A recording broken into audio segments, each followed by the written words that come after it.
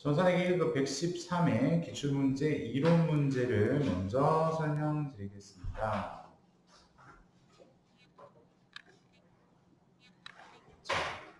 다음 중 회계의 기본 가정과 특징이 아닌 것은 이라고 했죠. 첫 번째, 기업의 관점에서 경제활동에 대한 정보를 측정 보고합니다. 기업이 예상 가능한 기간 동안 영업을 계속할 것이라 가정합니다. 맞죠? 그래서 1번을 기업 실체의 가정이라고 부르고요. 사장님 입장에서가 아니라 회사 입장에서 하는 얘기죠. 그 다음에 2번은 계속 기업의 가정이라고 부르고, 세 번째, 기업은 수익과 비용을 인식하는 시점을 현금이 유입, 유출되는 때로 보는 게 아니라 발생주의로 인식을 하죠. 답은 3번이 틀리게 되겠네요.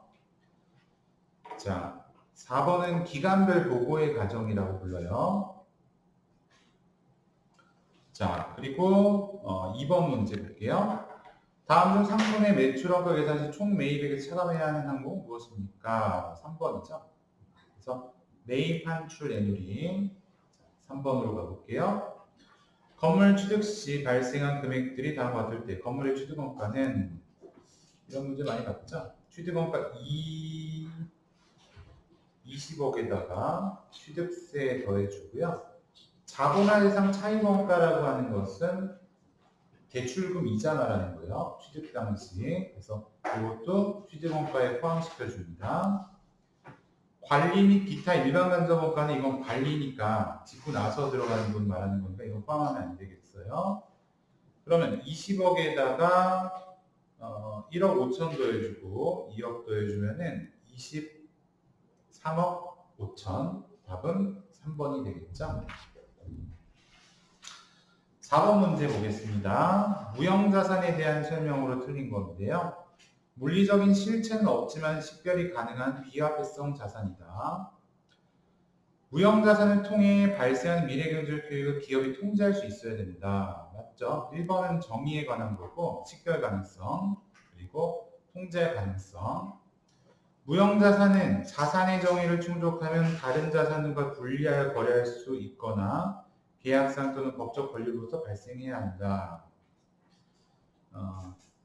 자, 그런 얘기 맞는 말이에요. 그래서 일반 기업 회계주는 무형자산의 회계 처리와 관련하여 영업권을 포함한 무형자산 내용 인원수를 원칙적으로 40년을 초과하지 않도록 판정하고 있다. 근데 40년이 아니라 20년이 되겠죠? 20년. 그래서 답은 4번입니다.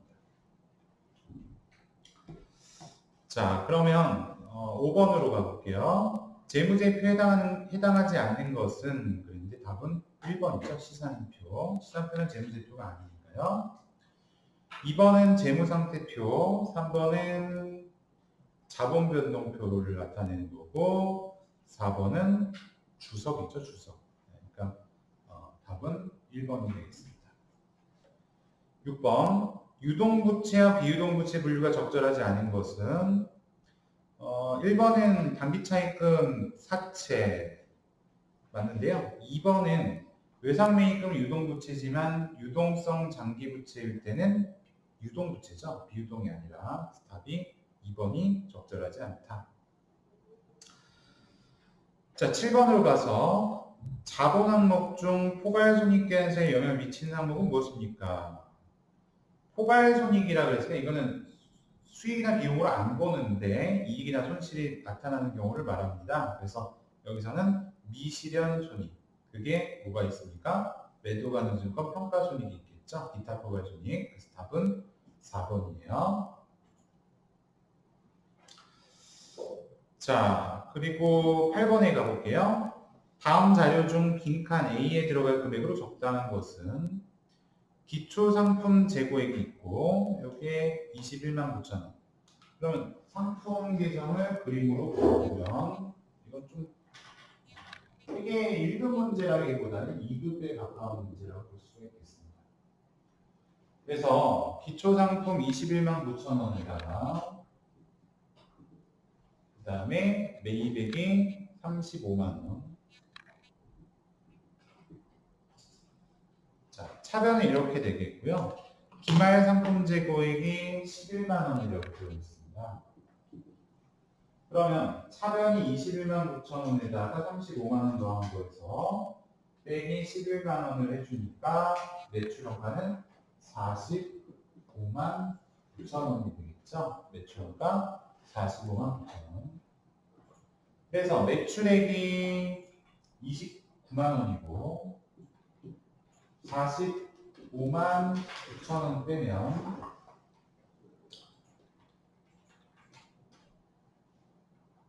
그러면 이거는 순손실이 나오겠네요. 순손실. 그래서 29만 원 빼기 45만 9천 원 마이너스 16만 9천 원. 판매비와 관리비 19만 1천 원 또 빼주면 그러면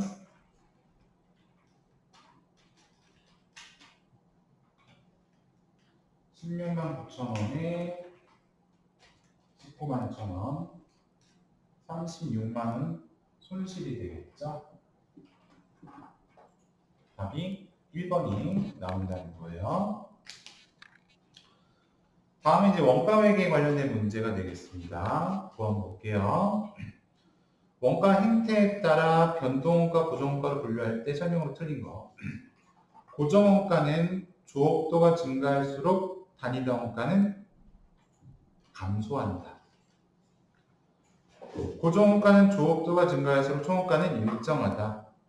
틀린 걸 찾는 거니까 답이 1번이라고 말해야 되겠죠?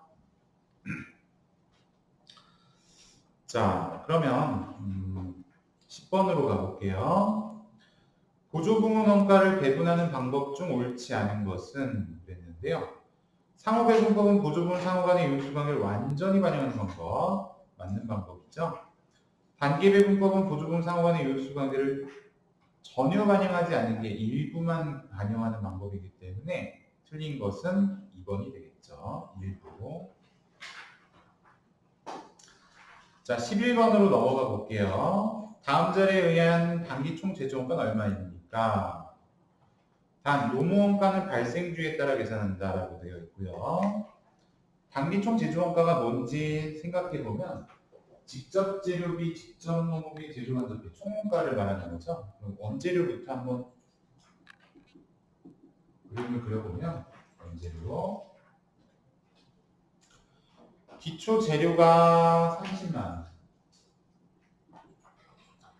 그 다음에 기말 원재료 45만 원. 단기 원재료 매입액 130만 원. 이게 되죠? 160에서 45 빼니까 115만 원이 직접 재료비가 되는 거죠. 자, 근데 노무비가 좀 애매한데 여기 보시면 노무비는 단기 지급임금 35 그리고 전기 미지급임금, 단기 미지급임금 이렇게 있어요. 그러면 이건 어떻게 계산하냐면 차변은 단기 지급 그리고 단기 미지급 전기 성급의 경우입니다. 그 다음에 대변은 전기 미지급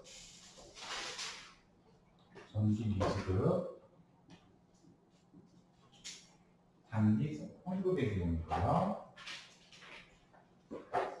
그래서 요거는 좀 기억을 해줄 필요가 있어요. 문제 풀려면 단지, 단미, 전선, 전미, 단선 이건 대변이에요. 그래서 여기다 대입해 보면은 단기 지급액이 35만 원 여기가 그 다음에 또 있는 게 그 전기 미지급액 이거죠 대변 그래서 15만 원 단기 미지급액 이거죠 그래서 25만 원 여기 이제 직접 노무비가 되는 거예요. 직접 노무비 이거 임금으로 바꿀게요. 임금으로 그러면 차변이 60인데 15 빼니까 45만 원이 직접 농업이다 이거죠. 직접 농업. 그 다음에 제조간접비는 밑에 나와 있는데 거기에 70만 원이라고 적혀 있죠. 70만 원. 그러면 총원가 구한 거니까 115만 원에다가 45만 원을 더해주고 70만 원을 더해줍니다. 160에다가 70 더하니까 230만 원이 답이 되겠죠? 답은 2번인데요. 여기서는 여러분들이 요거를 기억해 주셔야 돼요. 요거 단기 지급, 단기 미지급, 정기 성급, 차변, 그다음에는 개변.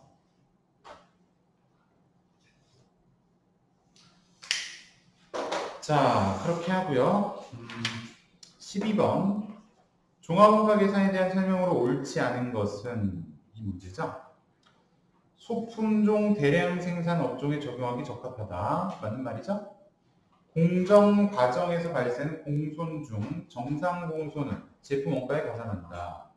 공손 불량품 말하는 거니까 정상 공손 원가는 원가에 포함이죠.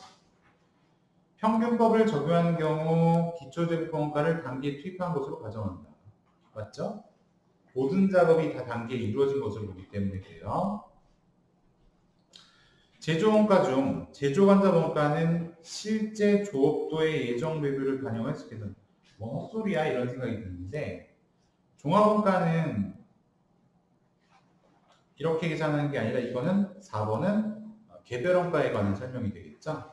배분율 구하고 계산하는 거. 답은 4번입니다. 자, 다음 13번인데요. 부가가치세 관련된 내용이고 생계한서를 발급할 수 있는 자는 1번 면세사업자는 부가가치세 세법상 사업자를 보지 않기 때문에 생계한서 발급을 못하죠. 계산서만 발급할 수 있고 사업자 등록을 하지 않은 자 이거는 안 되겠죠. 답은 3번이에요. 사업자 등록을 한 일반 과세자. 자, 그 다음에 14번 배손 사유에 해당하지 않는 것은 그랬는데요. 소멸시효가 완성된 어음수표. 소멸시효가 완성됐다는 건 시간이 너무 지나가지고 내가 그 돈을 받을 권리가 사라졌다는 걸 말이에요. 일반 상거래 매출채권은 2년 정도로 보고 있습니다. 자, 그 다음에 특수관계인과의 거래로 인해 발생한 중소기업의 외상 매출금으로서 잠깐만. 특수관계인이면 나하고 친척이나 가족이나 이런 사람들인데 걔네들한테 돈 떼이면 이건 대손으로 보기가 어렵다는 거죠. 그래서 답은 2번이에요. 특수관계자를 제외한 타인으로부터의 대손으로 인정해 주기 때문에 답은 2번이 되겠습니다. 다음 15번 문제를 보면 공급 시기에 대한 설명인데요. 옳지 않은 거. 폐업 시 잔존제한의 경우 폐업은 무조건 나 폐업하면 이제 이 뒤로는 사업을 안 하기 때문에 폐업하는 때가 공급 시기가 되는 거고요. 내국 물품을 외국으로 수출하는 경우 선적일이고 무인 판매기로 제한을 공급하는 경우는 현금을 꺼내갈 때 인취할 때고 위탁 판매의 경우는 위탁할 때가 아니라 수탁자가 판매를 하는 때가 되겠죠. 수탁자가 판매를 하는 때. 그래서 틀린 것은 4번이 되겠습니다. 여기까지 113의 이론 설명이었고요. 실기로 넘어가겠습니다.